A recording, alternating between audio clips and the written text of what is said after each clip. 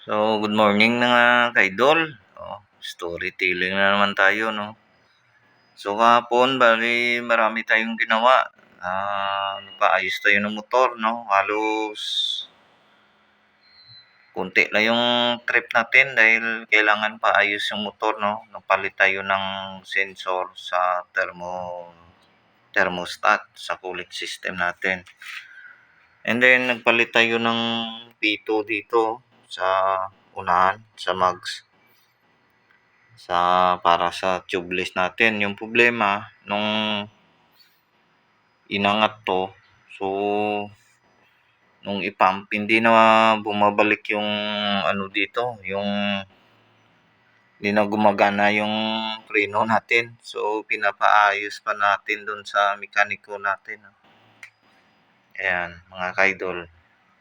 Salamat.